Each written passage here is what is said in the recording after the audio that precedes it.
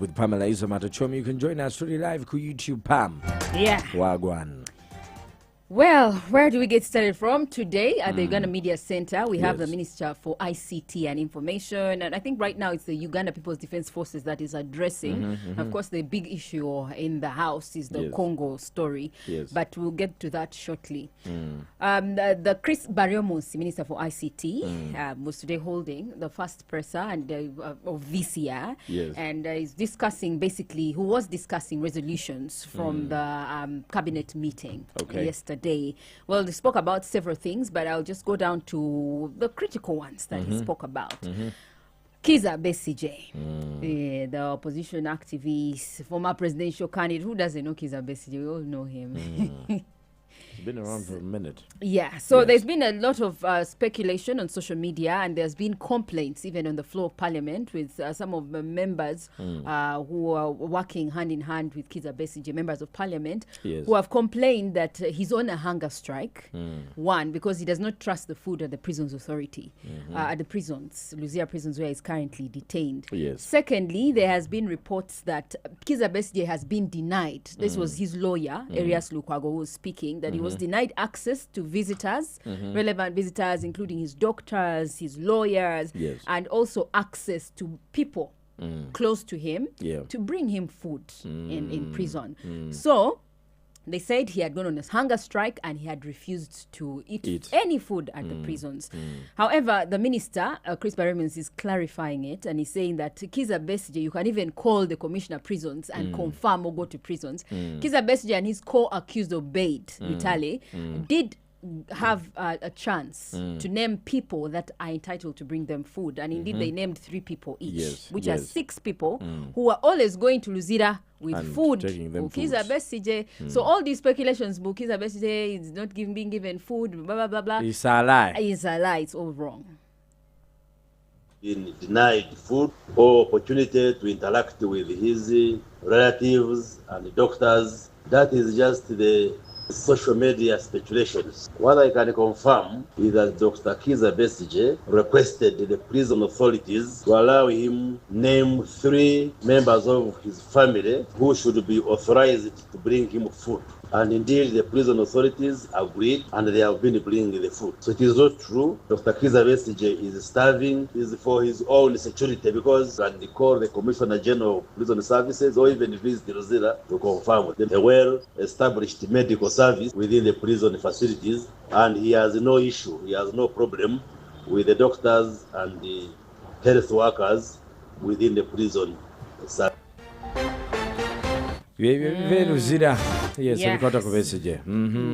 So now we also going to Congo. Congo has been and is in the past few days. 27th of January is specifically when the M23 rebels took over Goma City, one of the biggest city and strategic hubs, business hubs in Congo. And there's been unrest from then. There were gunshots fired. We have business here at a standstill. Many Ugandans who are doing business in Congo can't cross over. We've seen buses have been packed. They're looking for alternative routes because the former routes they used to use included Goma, but now, and then Bunagana also, which was taken over by the M23 rebels, so they cannot access them. So businessmen can't go, and the ones the other side can't come. And then we also do have an influx of refugees coming into Uganda. So the minister was also addressing these concerns today at the Uganda Media Center. That's Minister Chris Baryomunsi. And he's saying, well, we do have an influx of refugees. Yes, he admitted to that. But then there was concern of, are you just allowing anyone, because even the M23 rebels might cross over in the process and then infiltrate our country and turn it into an insecure zone. So he was stating that, yes, we do have a lot of surveillance at the border points, Chisoro, wherever the border points are. And we are doing, first of all, there's a transition camp at the border points before people are taken to other real camps. They are tested in case of any sickness, and then they're tested for security reasons as well. And the DRC, our appeal that should be able to allow for negotiations so they resolve whatever issues are in between, not through a confrontation, but through talks. So when the presidents meet, discuss. Sure, that's the voice they will be raising. We continue to receive refugees in hundreds, participate in the pacification of our regional neighbors, and we must be part of the solution of DRC. The M23 rebels, from our observations, do not appear hostile to Uganda. Because like when we saw by elections, I first reached Bunagana. That area of Congo is under the M23 and there is no hostility at all. You know, like when you're staying in Mzigo, and your immediate neighbor is being tortured, but because at that point you don't have any point of interest, you're like, But I think Uganda is one of the countries that has always understands that adage. When your neighbor's house is on fire, yours is the next one, and also for security reasons. Because if it is them, tomorrow it might be you. So to safeguard, and in the spirit of Pan-Africanism, Uganda has always sent troops South Sudan. We've seen troops in DRC. We've seen troops in where else? Somalia. In Somalia. So they're all over the place, and that is in the spirit. Just besides Pan-Africanism, but also strategically. Because we know we are inside, we are landlocked. So if all our neighbors are insecure, are suffering, then they close in on us. We are finished. But the situation is Goma is not pretty. I was on TikTok yesterday watching. There's a prison. I don't know if you saw that video. There's a prison that was attacked by the M23 rebels. And the prisoners were escaping and guns were fired. And the video was clear. I was like, okay, back in the day, news channels used to post these videos and they censor people's faces, but now someone grabs the TikTok from up the hill. They even zoom the face. That's how you see your son. My God. It's so bad. I looked at that video and I was like, hold up.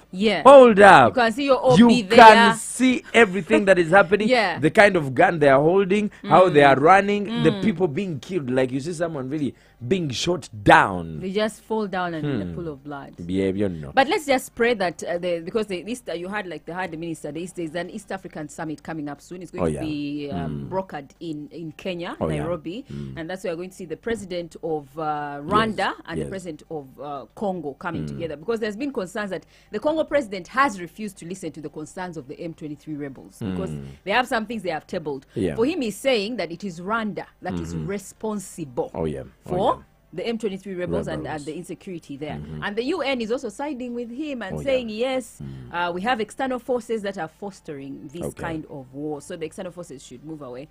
The talk they had with Angola, because he involved Angola, I was not trusting the East African countries. That one also came to a deadlock. So let's hope that this one with East African presidents might bring peace, maybe. And definitely, as usual, we shall keep you posted here. The families of people that have their people in Goma and those that have been affected accordingly. Business-wise well. We our condolences to you. And we shall keep you posted. Ngatumaliza, what else do we have happening in this beautiful country? Well, yesterday, the Buganda Road Court did officially or introduce the small claims procedure at the court. Small claims procedure is going to be explained by the Deputy Registrar, Zalaika Nanteza.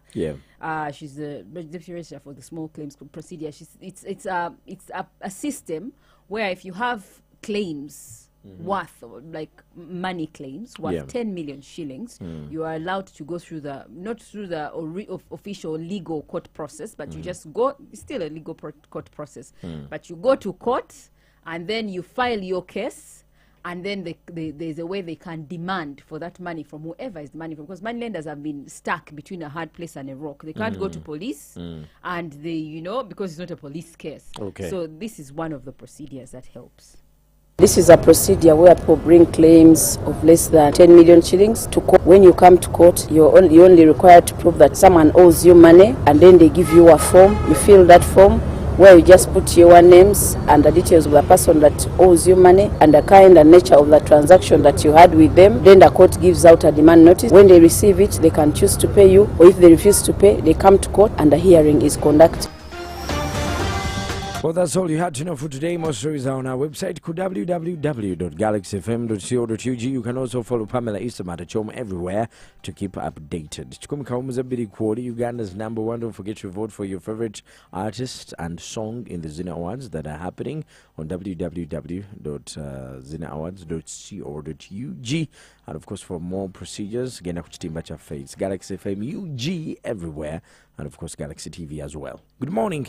This is the Mid-Morning to Connect 100.2 Galaxy FM TV. For more of this, subscribe to our YouTube channel at Galaxy FM TV.